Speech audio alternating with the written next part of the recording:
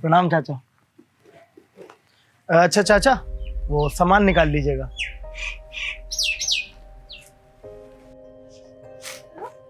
ये चाचा नौकर है ना, तो तुमने इनके पैर क्यों छुए? अरे तो क्या हो गया यार, पिताजी की उम्र क्या है मेरे। तो इसका मतलब ये थोड़ी ना कि हम नौकरों के पैर छूने लग जाएंगे।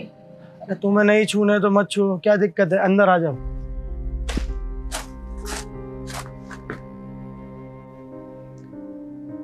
ये लो बेटा तुम्हारी चाय।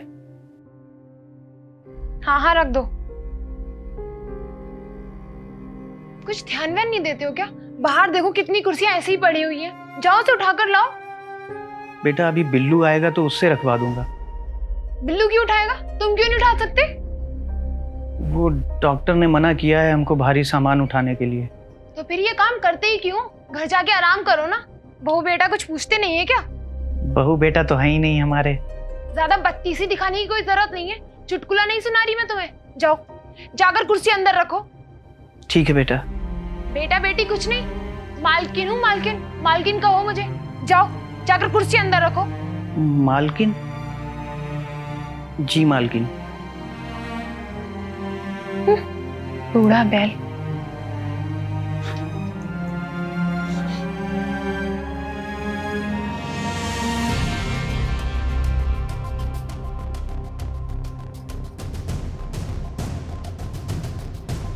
यहाँ क्या कर रही हो? कर क्या रही हो? देख रही हो तुम्हारे चाचा का तमाशा। एक कुर्सी तो इनसे उठाई नहीं जा रही है। घर की रखवाली क्या खाक करेंगे? यार साफ साफ बोलो, कहना क्या चाहती हो? किसी जवान बंदे को रखो घर की रखवाली के लिए। इनसे रिश्तेदारी थोड़ी ना निभानी है हमें।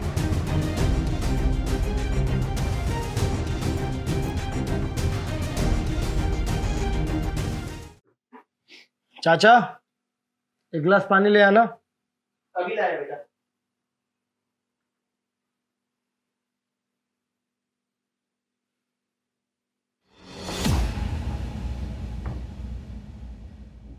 एक जरा सा काम ठीक से नहीं होता तुमसे।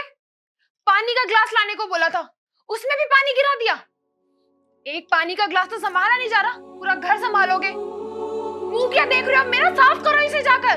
जाओ जल्दी। बूढ़ा बैल पाल रखा है तुमने। कहां से उठाकर लाए हो इसको?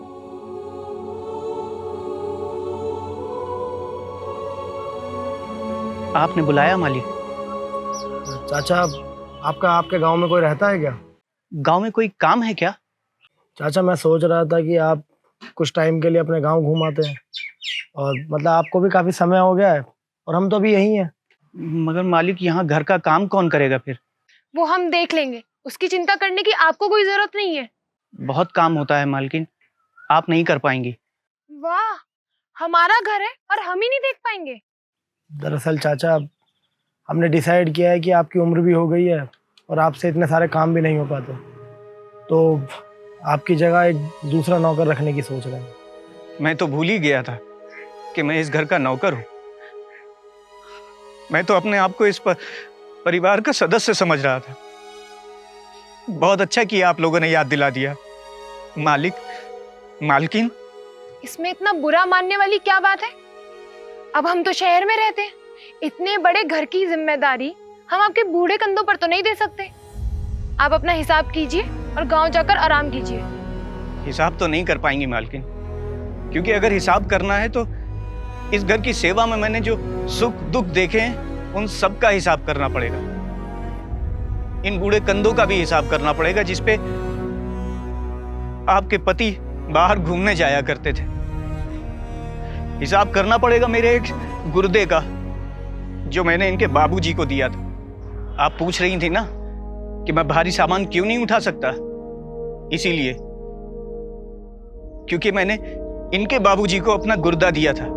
मैंने तो कभी इस घर से तनख्वाह तक नहीं ली, हमेशा अपने आप को इस घर का सदस्य समझा, और आप लोग हमें बाहर का रास्ता दिखा रहे हैं। मालकिन, आप मुझे बूढ़ा बैल कह रही थी ना?